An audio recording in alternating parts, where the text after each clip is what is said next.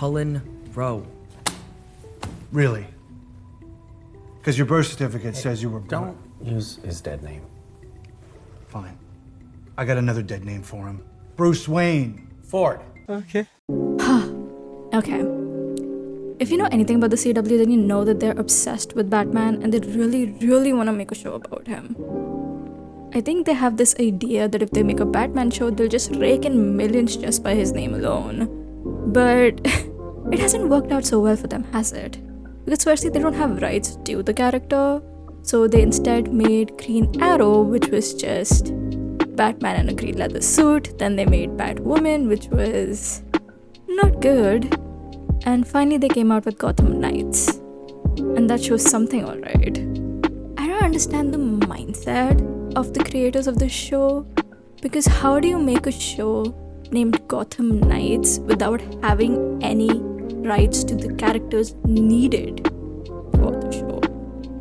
Well, it did make some substitutions, and boy, it's not what you're expecting at all.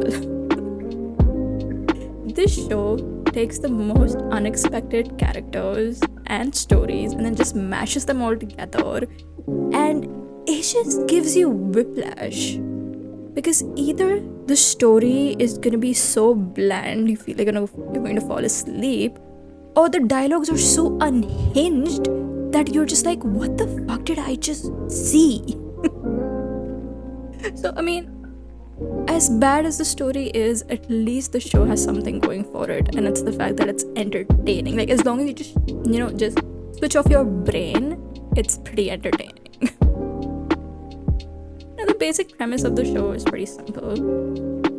Bruce Wayne is dead. He has been killed. The world now knows that he was Batman, and our main characters have been framed for his murder. So they have to figure out exactly who killed Bruce, and while doing so, uncover the secrets of the Court of Owls. The story is pretty much similar to the game, Gotham Knights game that came out a few years ago, but the execution, my god. Now, if you don't want any spoilers regarding the show, then I would suggest clicking off now, because I'm gonna go into the details about the characters and such, and like the twists and turns that make the show. So, yeah. Anyways, when you think of Gotham Knights, you think of characters like Dick Grayson, Jason Todd, Tim Drake, or Barbara Gordon. This show instead gave us Turner Wayne. Now, if you're not familiar with that name and you're just kind of trying to rack your brain to remember which comic this character is from, don't bother. He's a CW original character that was specifically made for this show. And I guess that's because they don't have rights to the Batman or any other characters, like the more important characters in the Bat family. Because there's no Alfred in this show either. We have a substitute for him, and my gosh, she's so frustrating, but I'll get into that later. So yeah, we have Turner Wayne. Now, Turner is obviously an original character that was created specifically for this show, but there's not really anything original about him.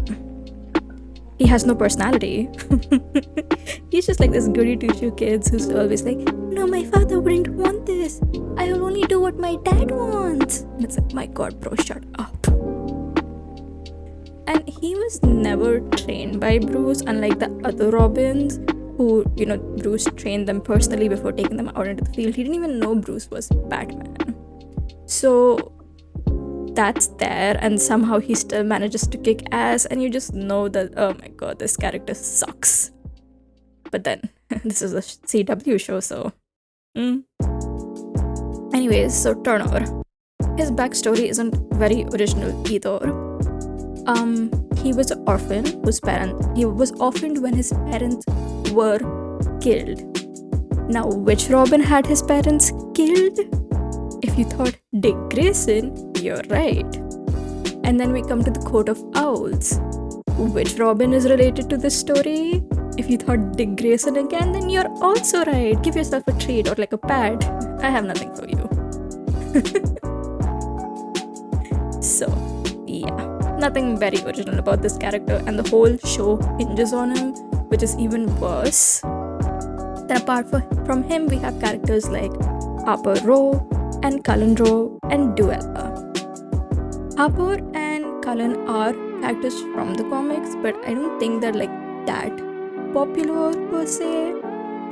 And in the show, they kind of like changed up their backstory, and like not in a good way, because obviously this is a CW show, so you gotta have those edgy, angry teens. So that's what Harper is, at least. Duella is introduced as the Joker's daughter, so of course she's not all there. She's kind of unhinged, a little crazy, and she has major trust issues. The funniest thing I found about her backstory is that she grew up in Arkham, and I just had to like sit there for a moment and just go like, why the fuck is this child in jail? What crimes did she commit pre-birth? Yeah, so she is supposed to be the Joker's daughter, and she has major trust issues. She thinks that the world is out to get her. And she's not the worst thing about this show. She's actually pretty entertaining. But between Turner, Harper, and Cullen, my poor girl never stood a chance. So coming to Harper and Cullen, they are as bland as Turner is. If Turner is the goody two-shoes boy, then Harper is the angry teen. She's always angry, she's always snarky, she hates everyone and everything. She will not cooperate. No matter what happens, she will throw a hissy fit if you ask her to do anything for you. I mean, she'll do it, but she will throw a fit, and after a while, it's just exhausting. So their backstory is that their dad is a bigot, and he was abusive, so they ran away from home and turned to a life of crime to sustain themselves. Harper is supposed to be bisexual, whereas Cullen is a trans man. And I'm all for inclusivity. I love good representation, but this is not good representation. Because again, Harper is angry all the time, she's bitchy, and she's just like insufferable. I just don't like her as a character. Cullen, on the other hand, had potential, but they didn't do anything with him. He was just kind of there. Like if they needed like an ex machina, like someone to do something, like, oh, we need someone to hotwire a car, Cullen can do it. Oh, we need someone to sneak into the police station, Cullen can do it. And it's like, let this man have a storyline. And when he speaks like a child on twitter.com. Like, it's so obvious that the CW writers don't know how teenagers communicate, so they just scour through like social media and just pick up trending words and just shove them into dialogues, and they're just like, look at us, we are so progressive. You know, you're just stupid. Stop it. They won't though. God, we're gonna get another Batman related show, aren't we? So yeah, Cullen is just kind of there. I don't really have much to say about him. They really don't give him much of a personality outside of being a trans man. They don't give him any storylines. They just don't give him anything at all. Harper, on the other hand, again, bitchy, crazy, angry. Okay, not crazy, that's Duella, but she's angry, and she has this love story with Stephanie. Yeah, Stephanie Brown is in the show. She is Turner's best friend. And they completely retconned her character. Like in the comics, Stephanie is a vigilante named Spoiler. And her dad is a villain. I think his name is Blue Master or something. Sorry, I'm blanking on the details right now.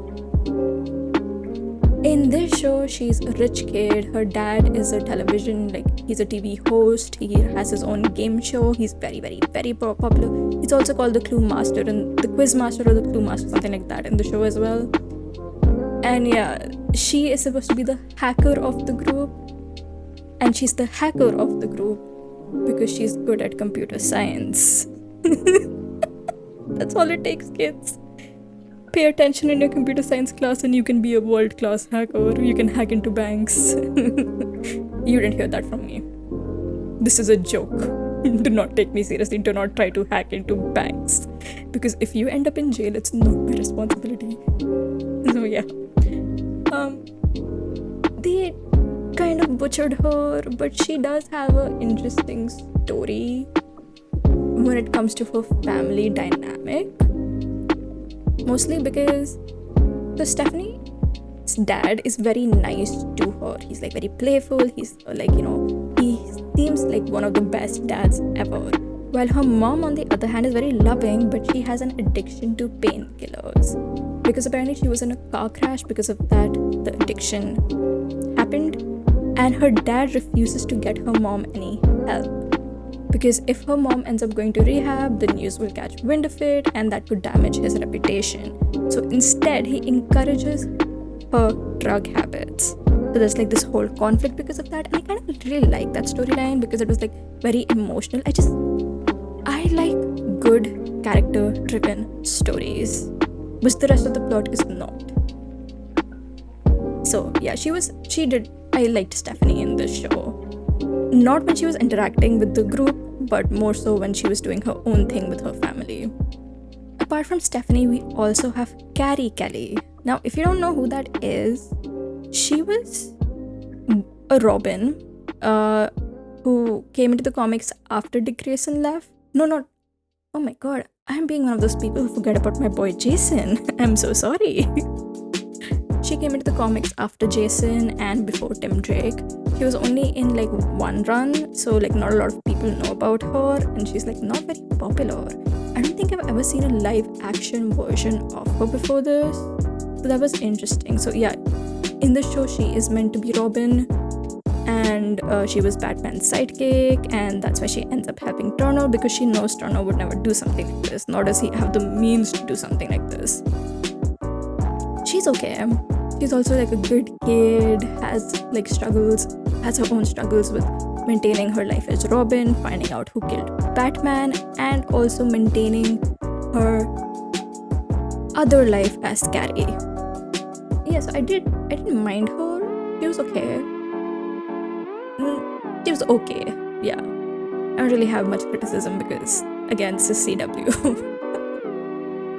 And then we have Cressida. I think her name was Cressida. I'm sorry if I'm forgetting names. It's just, this is a bad show and I'm not gonna watch it again. It's not gonna happen. Like, as much as I laugh, I don't think I'm gonna have that much fun the second time around. So she's supposed to be the Alfred character of the show. She even says at one point that your father had Alfred and you have me. And I was just like, no. So yeah, she's supposed to be like the person who took care of Turner his whole life and stuff. But it turns out she was the bad guy all along. She works with the Court of Owls, but her motivation is very wishy-washy. Like, she was poisoning Bruce, but she loves Turner and really cares about him, but she's ready to have him killed by the court, but then she turns against the court and gets killed instead. And I was just like, what? I think you really have to kind of suspend your disbelief when you find out that she had been poisoning Bruce, because the Bruce Wayne I know would immediately figure out that he is being slowly poisoned. But whatever. We'll believe you, CW. Sure. So, yeah. Not the best characters in the show. And lastly, we have Harvey Dent. This is him before he became Two-Face. And he's like just a normal cop in the show. And he's like on Turner's side, trying to figure out who killed Bruce and trying to help. But it turns out that he actually has a split personality disorder. And he's like Dr. Jekyll and Hyde. In the morning, he's so nice, he's caring, he wants to do the right thing, but at night, he's the bad guy. It was such a terrible reveal. And the whole concept of like him being Two-Faced is so bad. And like at the end of the show, they do give him like the iconic like a half burnt face. But like there's this one scene where he's been captured by the Court of Owls and he's been captured with Duella. This is the point where they also reveal that Duella is actually his daughter. And it's like, oh my god, I'm so shocked. It's not like I could just write Duella's name in Google and figure out that her name is actually Duella Dent. My god. But so one of Harvey's major storylines in the show is that he's dating this woman. Her name is Vanessa March, and she is his political rival's wife. And they have like this affair going on. And he thinks she's innocent and wants to take care of her until it's actually revealed that she is the head of the Court of the Owls in the most cartoonish way possible. Like, she literally spreads her arms, looks up at the camera, and starts laughing as she talks about how she's the one with the power. And I was just like, oh my god. Like, how do you direct this scene and not realize what you're doing? Unless that was intentional, then kudos to you, I guess. I don't know. So yeah. And obviously when her secret comes out, she captures Harvey and she tells him that I want to be with your dark side. Set free your dark side and I will let Duella live. Firstly, I hate storylines like this so much, and then he does it and he tells Duella, be sure to bring me back. And I'm like, how the fuck is she gonna bring you back? This is the first time you guys are ever speaking. You have never communicated with each other before this. You didn't even know you had a daughter before this. Whatever though. Yeah, he sets free his dark side and becomes Evil Dent. Oh lord. This show is so bad. And the worst part about the whole show has to be the Court of Owls, which is the main storyline. So, yeah. In the comics, the Court of Owls are like this mysterious and menacing organization. Like, people are so afraid of them to the point that they have a nursery rhyme about how you should never mess with the Court of Owls, or they'll send their talent to kill you. In the show, never met people more stupid. Like, Jesus. And it's I'm pretty sure they were hoping for the season 2, which never happened because the show ended with one season. It was cancelled after that, which thank God. But yeah, I think they did this whole thing where they had turned multiple people into talents, and they also had this reveal where, they're like, it was Batman who killed Turner's parents. That confused me for a bit. And then later you find out that he didn't kill Turner's parents, but he believed that it was his fault because Turner's parents were actually assassins.